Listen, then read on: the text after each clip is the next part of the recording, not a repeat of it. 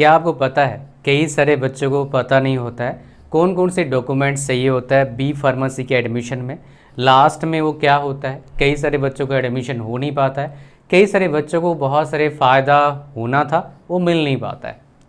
आज मैं आपको बताऊंगा कौन से डॉक्यूमेंट्स में कितना टाइम निकलता है निकालने के लिए और कब निकाल लेना चाहिए डॉक्यूमेंट्स ताकि आपको दिक्कत ना हो। प्लस मैं आपको बताऊंगा कौन कौन से डॉक्यूमेंट्स इन जनरल लगता है। ये जो आपको पीछे डेटा दिखा रहा हूँ मैं, ये आपको बताने वाला हूँ मैं, ये सारे यहाँ पर डेटा भी दिख नहीं रहा, दिखाऊँगा। ये जो डेटा आपको चाहिए होता है हरियाणा में एडमिशन के लिए, बट हर जगह पर हर स्टेट में लगभग यही डेटा चाहिए होता है, मतलब यही सर्टिफिकेट्स चाहिए होता है, यही डॉक्यूमेंट्स चाहिए होता है। और मैं आपको और एक बोनस टिप भी बताऊंगा at the end of this video. अगर बी फार्मेसी करने वाले हो, अगर इसके बारे में कोई भी आपके दिमाग में डाउट है, जो वीडियोस बनाया 5 7 8 10 वीडियो टोटल हो जाएगा बी फार्मेसी का, और वीडियोस बना सकता हूं, बस मुझे बताना कौन से टॉपिक में कौन से चीज़ में आपको डाउट है, नीचे कमेंट करना। मैं अपना पूरा एफर्ट दूंगा वीडियोस को बना के आप तक पहुंचाने के लिए। आ जाओ, सबसे पहले हम बात करते हैं यहाँ पर कौन से बेसिकली डॉक्यूमेंट्स आपको चाहिए होता है। सबसे पहले देखो, 2 तरह का डॉक्यूमेंट्स है। जब आपको कॉलेज अलॉट हो जाएगा तो इंस्टीट्यूट वाले क्या करेंगे, आपको वेरीफाई करेंगे, और कुछ जो डेटा देने वाला हूँ एक, वो आपको पता नहीं होगा। आ जाओ, तो पहले आपको क्या ना, रेसिडेंस का सर्टिफिकेट। तो आप जिस स्टेट से बिलोंग करते हैं, आप एक रेसिडेंट का मतलब आप डोमिसाइल उसको बोलते हैं, आप बनवा लो। ये बनना है, ये 5 दिन में 4 दिन में नहीं बनेगा, ये मान के हर स्टेट का अलग टाइम लगता है, बट 1 डेढ़ महीना भी लग जाता है कभी कभी। तो गर्मी का छुट्टी भी आ जाता है, ऑफिसर चले आते हैं छुट्टी पे, तो भाई इसलिए क्या करना है आपको, इसलिए जैसे ही आपका पेपर +2 ख़त्म होता है आप ये निकाल लो। आप कोई भी कोर्स ज्वाइन करेंगे इसका नीड बनेगा, चाहे बी फार्मेसी करो कोई और कोर्स करो। कैटेगरी सर्टिफिकेट ESM का, FF का, EWS, या फिर कोई मान लो किसी और कैटेगरी से है, SC category, ST category, OBC NCL category, PWD category, जो भी कैटेगरी आपका है कैटेगरी सर्टिफिकेट चाहिए, मतलब निकाल लेना आप। उसके बाद आपके पास क्या आ गया, एनुअल इनकम सर्टिफिकेट पेरेंट्स का। अगर आप EWS या फिर TFW कैंडिडेट्स हैं, मतलब क्या है, बहुत सारे बच्चे इसका फ़ायदा उठाते हैं और उठाना भी चाहिए। अगर सच में EWS कैंडिडेट हैं और आपको TFW मतलब ट्यूशन फ़ी वेवर सीट मिलता है, तो बहुत सारा पैसा बचा सकते हैं पेरेंट्स का। तो ये भी एक सर्टिफिकेट बनवा लेना, अगर रियल में है तो उससे फ़ायदा मिल जाएगा। As well as income and asset certificate and qualifying examination का सर्टिफिकेट। तो आप +2 कंप्लीट करे हो, +2 का सर्टिफिकेट, उसका marksheet, migration certificate, character certificate, ये ट्रांसफ़र सर्टिफिकेट, ये सब कुछ आपके पास होना चाहिए। कब किसका नीड बन जाए पता नहीं, बट ये सारी चीज़ अपने पास रखना। अच्छा, इसके अलावा क्या सर्टिफिकेट चाहिए आपको बता देता हूँ मैं।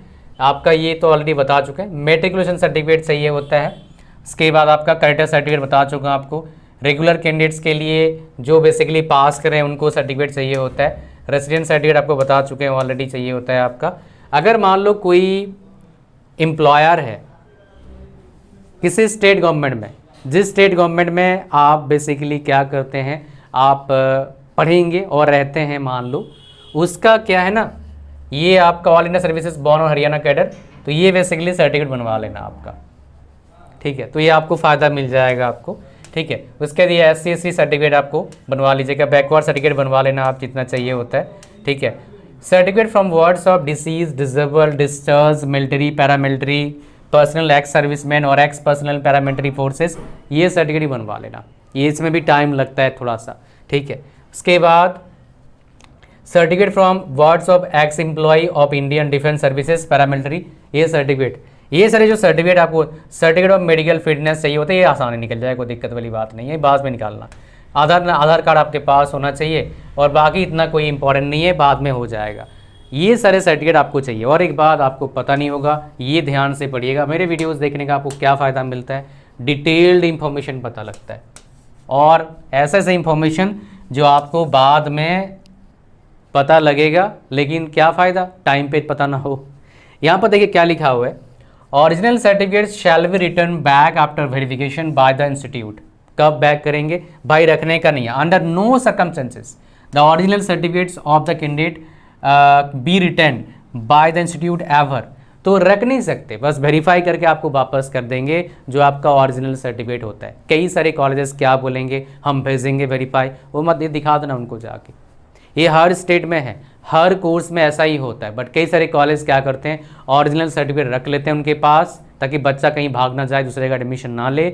और इसमें क्या होता है, काफ़ी बार इंस्टीट्यूट से ही सर्टिफिकेट खो जाते हैं और आपका जो एडमिशन जो है ब्लॉक हो जाता है। मतलब क्या है, आप कहीं और जगह अप्लाई नहीं कर पाते हैं, बड़ा झंझट होता है, इतने सर्टिफिकेट कहाँ से निकालोगे आप।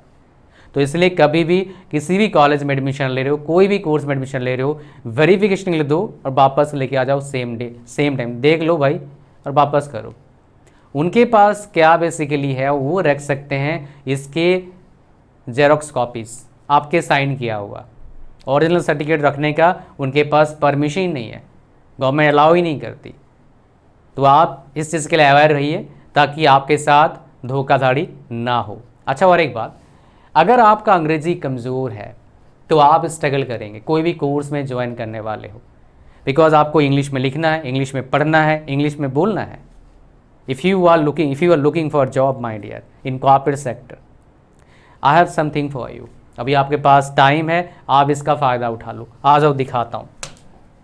ये बहुत ज़्यादा इंपॉर्टेंट है आप सभी बच्चों के लिए, और ये इम्पॉर्टेंट है और आपको डेफिनेटली इस पर काम करना चाहिए। और अपना जो एक वीक पॉइंट है, एक वीक साइड है, उसको स्ट्रॉन्ग में कन्वर्ट करना है। अच्छा, परेशान मत होइए, मैं आपके जैसा ही था, मैं आपके जैसा भी नहीं था, उससे भी कमज़ोर था, weaker then you even, right.